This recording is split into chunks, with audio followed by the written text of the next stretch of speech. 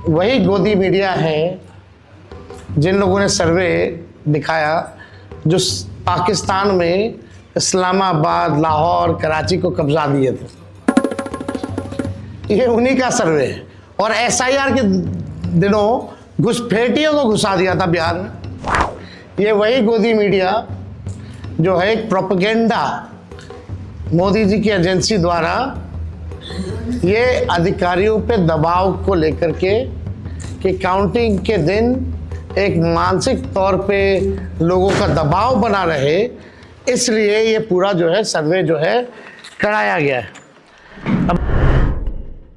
ये जो exit poll है डिमोरलाइज करने के लिए है कि निराश हो जाए वर्कर, इसलिए हम लोगों ने कहा निराश नहीं होना है, मजबूती से खड़े रहो। इनकी चंडीगढ़ वाली चोरी सबने पकड़ी है और CCTV और तमाम चैनलों पे और तमाम कैमरों पे इनकी चोरी लगातार पकड़ी जाती है, बेईमानी पकड़ी जाती है, इनकी हरकतें पकड़ी जाती हैं। तो बताओ चंडीगढ़ में चोरी किसने नहीं देखी? बताओ कोई चैनल बता देना देखा हो। सुप्रीम कोर्ट ने क्या कहा था? तो ये केवल भूमिका तैयार कर रहे हैं जिससे बेईमानी कर सके। तो आपने देखा कि अखिलेश यादव, तेजस्वी यादव ने ही कहा कि ये भारतीय जनता पार्टी के द्वारा चैनलों को पैसा देकर और एग्जिट पोल बनवाया जाता है। सबसे पहले क्या करते हैं कि ये लोगों को निराश कर देते हैं। और किनको निराश करते हैं? जो विपक्ष की पार्टियां हैं और उनके कार्यकर्ता हैं, क्योंकि ये सबसे पहले टीवी पे चलाएंगे, हर जगह एक माहौल बनाने की कोशिश करेंगे। देखिए भारतीय जनता पार्टी की सरकार आ रही है, इतने संख्या बहुमत के साथ आ रही है, लोग थोड़ा सा निराश हो जाएं और कार्यकर्ता थोड़ा सा पीछे कदम होकर आराम से बैठ जाएं कि भैया अब तो गया हाथ से। और इसी बीच में हम चोरी जैसी घटनाओं को अंजाम दे सकते हैं।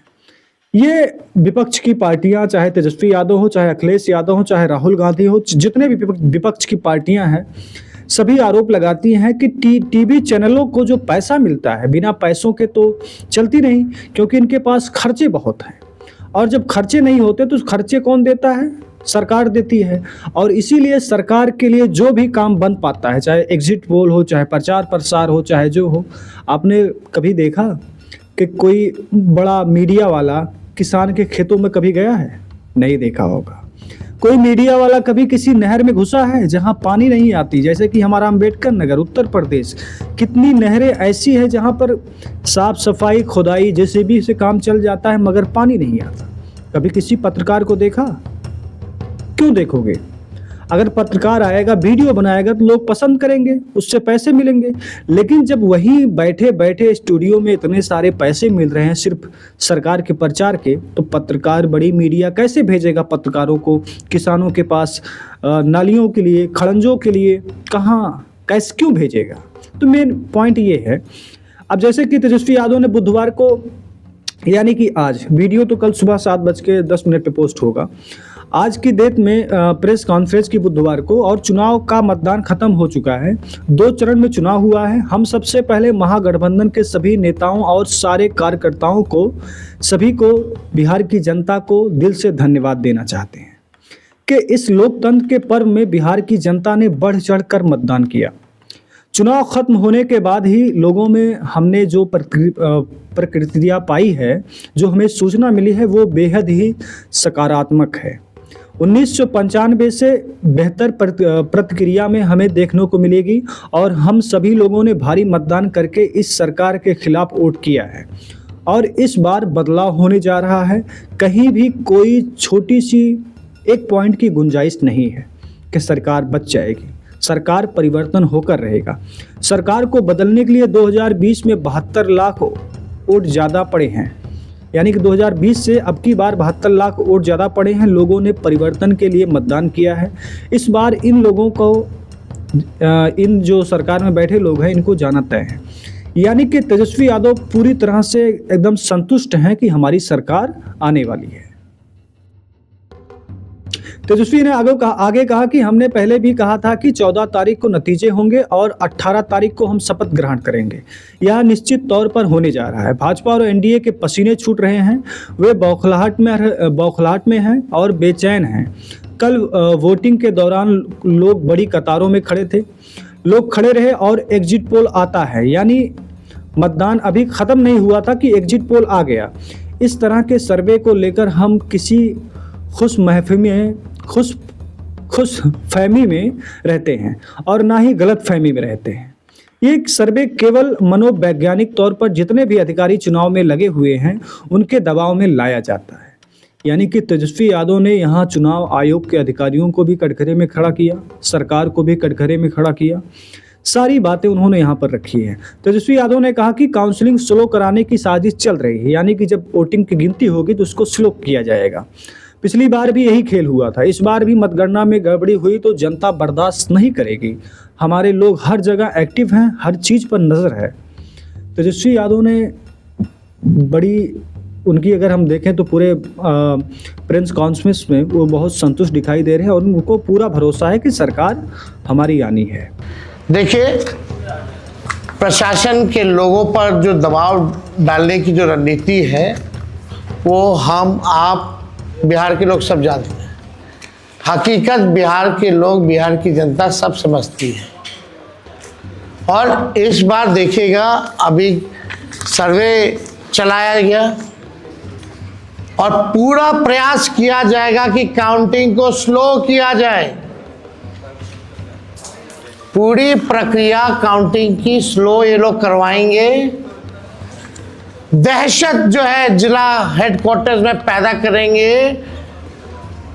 जहां बॉम्ब ब्लास्ट होगा वहां कोई कार्रवाई नहीं करेंगे, जहां घटनाएं होंगी वहां कोई कार्रवाई नहीं करेंगे। लेकिन लोकतंत्र की हत्या के लिए ये लोग मिलिट्री से फ्लैग मार्च बिहार के पूरे जिले में करवाएंगे, ताकि एक दहशत जो है लोगों के बीच जो है पैदा हो सके।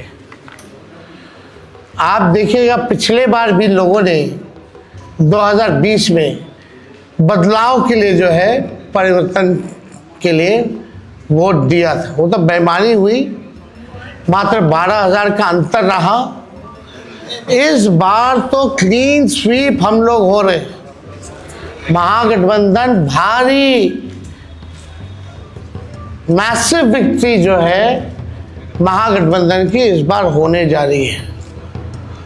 ये काउंटिंग को, प्रोसेस को स्लो कराएं या जिला हेडक्वार्टर में ये लोग फ्लैग मार्च कराएं, लेकिन हमारे लोग अब डरेंगे नहीं, वोट चोरी रोकेंगे और लोकतंत्र की रक्षा करेंगे, चाहे जो कुर्बानी देना पड़ेगा। इस बार काउंटिंग में बेईमानी नहीं होने दिया जाएगा। और अखिलेश यादव ने क्या कहा इस पर? भारतीय जनता पार्टी रणनीति के तहत ये सब एग्जिट पोल या टीवी चैनलों को वो नैरेटिव और परसेप्शन क्रिएट करने के लिए देते हैं। और ये बात भी छिपी नहीं है कि अगर चैनल्स को फंड न किया जाए तो चैनल्स नहीं चलेंगे, क्योंकि उनका प्रतिदिन का खर्चा बहुत है, महीने का खर्चा बहुत है। वो कैसे खर्चा निकलेगा? और फिर जो एजेंसी सर्वे करती हैं, जो एजेंसी सैंपल करते हैं, पता नहीं सैंपल कलेक्शन क्या था। जैसे यूपी का उदाहरण है, तो उनके एग्जिट पोल में और उनके अपने सर्वे में तो 2 ही तो जीत रहे थे, कि एक भी नहीं जीत रहे थे हम? नहीं, एक भी नहीं जीत रहे थे। अगर सही तरह से उनकी सुना जाए तो बीजेपी पूरी हरा रही थी, हमें 0 कर रही थी। याद कीजिए, आप याद कीजिए। और फिर क्या हुआ, उनको कितना बुरे हारे। लोकसभा की बात है, जब लोग 2024 की बात थी, तब एग्जिट पोल में दिखाया जा रहा था कि 2 सीटें जीतेगी समाजवादी, 5 सीटें जीतेगी। और लेकिन समाजवादी और इंडिया गठबंधन कितनी सीटें जीता है? 43 सीटें। तो ये सारी बातें हैं। अब देखिए किसके, और सीधी सी बात ये है कि पहले ही हमने बता दिया कि मीडिया जिस तरह से काम करता है, वो आजकल लोगों को मीडिया के ऊपर से विश्वास हटता जा रहा है। अब सोशल मीडिया पर लोग देख रहे हैं, हालांकि सोशल मीडिया पर भी यही प्रक्रिया चल रही है। सोशल मीडिया पर जो छोटे मोटे यूट्यूबर हैं, जो छोटे मोटे जिनके 1,00,000, 2 लाख, 1 मिलियन फॉलोअर्स हैं, वो भी ऐसे काम करते हैं जैसा बड़ी मीडिया करती है। लेकिन फिर भी अगर एक अपना हम देखें तो लगभग हमें क्या लगता है कि बिहार में महागठबंधन और एनडीए में जो जीत हार का फासला होगा वो 2-4 सीटों या 10 सीटों का फासला होगा। ये नहीं कि 80 सीटें आएंगी महागठबंधन की तो 140, 45, 60 सीटें आएंगी एनडीए की। ऐसा नहीं होने जा रहा है। देखिए, पैसों जो 10,000 रुपये मंथली के दिए गए हैं महिलाओं को, वो तो कामयाब होगा और नीतीश कुमार को उसका अच्छा वोट मिलेगा। लेकिन नीतीश कुमार का जो चेहरा घोषित नहीं किया था, इसका नुकसान भी भारतीय जनता पार्टी को होगा। यानी कि भारतीय जनता पार्टी जो सबसे बड़ी पार्टी बन के आई है, देख लेना उसमें बहुत गिरावट आएगी। और प्रशांत किशोर एक इनके वर्ग और इनकी पार्टी की वजह से भी ज़्यादातर एनडीए में नुकसान होगा। तो कहाँ, जब एनडीए में इतना नुकसान हो जा रहा है, तो कहाँ से इतनी भारी बहुमत सरकार बन सकती है? चलिए मान लेते हैं महागठबंधन का थोड़ा नुकसान होगा, थोड़ा उसका होगा, लेकिन तेजस्वी यादव की जो हर घर में एक सरकारी नौकरी है, भैया ये चाहे थोड़ा काम करे चाहे ज़्यादा काम करे, काम तो करेगा। खैर, आपकी जो राय है गोदी मीडिया, बड़ी मीडिया के ऊपर कमेंट में बताइएगा और हमारे चैनल और हमारी वीडियो को लाइक करिए, चैनल को सब्सक्राइब करिए। धन्यवाद, नमस्कार।